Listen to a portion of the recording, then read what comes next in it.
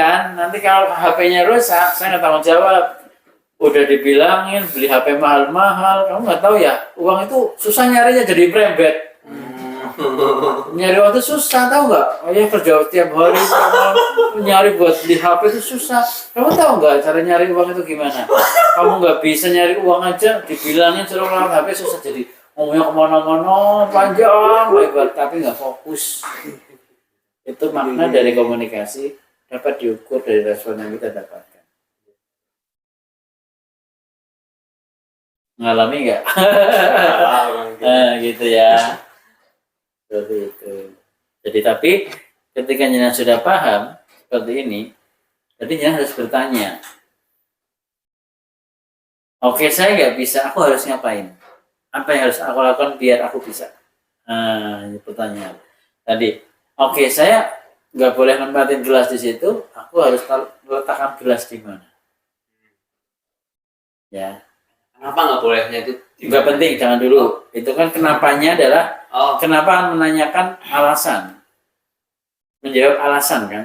Mendingan bertanya apa yang harus saya lakukan untuk saya tidak menaruh gelas di sini. Saya harus naruh gelasnya di mana? Yang poin satu tadi dong, poin satu gitu. Kalau poin satu kan lebih pada menanyakan alasan, mencari alasan konten kan. Iya. Nanti belibet di alasan. Nanti belibet di alasan. Alasannya ini, nanti kan kamu juga nanti akan berargumentasi ya. Ya. Debat nanti akhirnya. Debat kan akhirnya gitu. Ada alasan dan alasan yang lain berbeda. Maka mendingan terus aku harus ngetakin HP-nya di mana. Di sana aja, oke, ikuti di sana. Selesai. Karena yang dibutuhkan saat itu adalah apa sih yang diinginkan dari komunikator. Sampai di sini ada pemahaman real ya. Yang ketiga,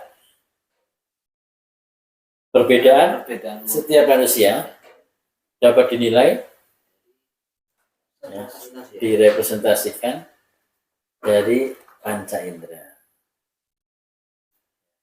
Jadi ada orang yang kecenderungan lebih dominan, ya, dominan itu berarti lebih banyak digunakan indera rasanya.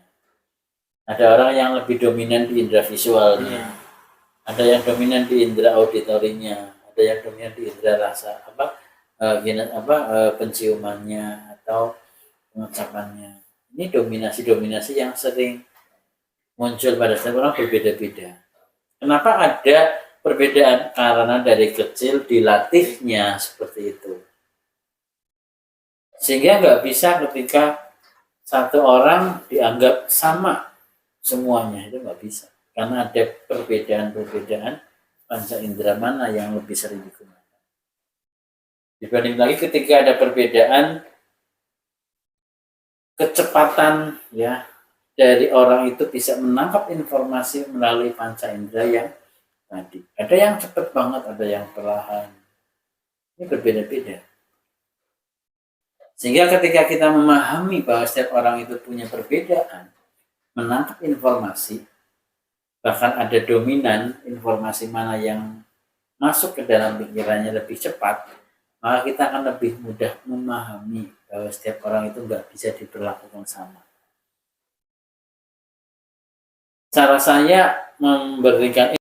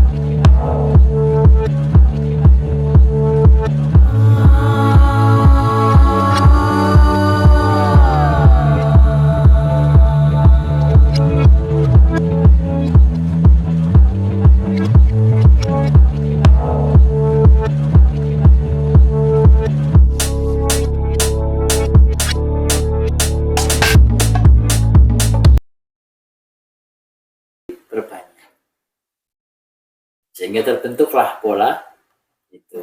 Walaupun semua indera berfungsi dengan baik, tapi karena yang sering dilatih, sering distimulasi, yang itu yang visualnya jadi menjadi visual. Yang sering distimulasi kinestetiknya, jadi kinestetiknya. Nah, ini nanti berkaitan dengan metode belajar. Orang yang kecenderungan banyak visualnya, ketika belajar dengan metode yang visual akan lebih cepat. Tapi tadi saya katakan ini bukan karakter, ya, ini bukan apa ya, ini apa penggolong-golongan, ya. Diklasifikasikan itu bukan, justru untuk dikembangkan. Ketika ini visualnya cenderung oke, kembangkan yang lainnya. Dengan kinestetiknya oke, kembangkan yang lainnya biar semuanya seimbang. Beda kan mas tidak. Ya, skill didapatkan dari hasil belajar, loh. Iya. Ada maksaan kamu bisa ini. Sementara aku cuma bisa cuma A, tapi kayak dipaksakan untuk A, B, C, D. Nah, dipaksakan dalam arti gini. Kalau dipelajari bisa, lama-lama bisa semua. Tapi kan, ahlinya di bidang A misalnya. Berarti harus mengunggulkan bidang A itu aja. itu pilihan. Iya. Nggak harus semuanya di gitu ya. prestasi. Terus yang keempat tentang Terakhir sumber daya. Ini juga berkaitan dengan yang tadi. Ketika panca indera ini menyerap sumber daya yang dibutuhkan kan lewati panca indera nih. Jadi kita sebetulnya sudah punya sumber daya.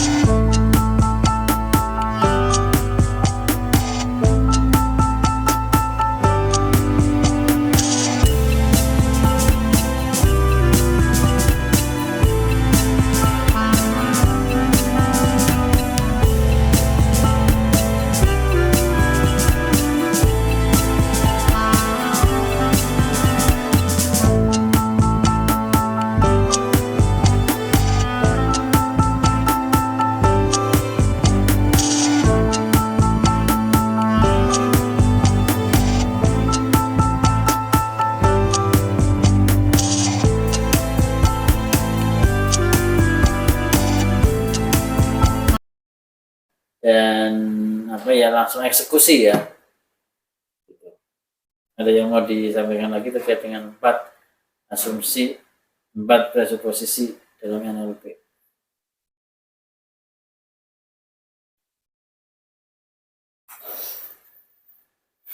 Gimana Ar? Ada pertanyaan Ar? Tidak. Ar menjadi pendengar yang setia. Padahal kita masuk channel YouTube. Juga mencermati Pak. Iya. Padahal gak ada arah makhluk ya mas ya. Tapi kenapa kita belajar di sini? Ari kan dengar, nanti dia belajar. Jadi kalau saya gini, orang belajar itu nggak harus dengerin saya, nggak harus. Kita ngomong aja dia udah nyerap. Semua orang udah bisa nyerap seperti itu. Dan nanti ketemunya pada saat tertentu, ketika ilmu itu dibutuhkan, itu akan muncul dengan sendirinya. Seperti sekarang nih kita bahas kayak gini, seolah kan kok nggak ada yang nulis, nggak ditulis tadi apa saja, itu nggak penting ditulis, ngapain ditulis? Berarti kita nggak percaya dengan pikiran kita yang luar biasa menulisnya, kan gitu? Karena Allah sudah menciptakan recorder, sudah membuatkan recorder dalam pikiran kita untuk bisa nyerap materi-materi yang dibutuhkan. Yes, ya.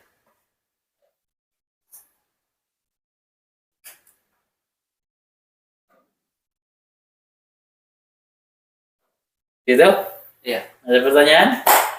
Kalau nggak ada, kita lanjutkan kelas berikutnya ya, materi berikutnya. Silakan. Kameramen kita baru datang. Padahal ini sudah main videonya. Apa Mas ini?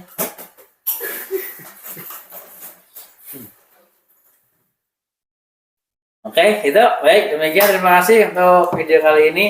Mudah-mudahan bisa memberikan manfaat ilmu NLP ini secara aplikatif, dan NLP ini harapannya berguna untuk semua orang ya.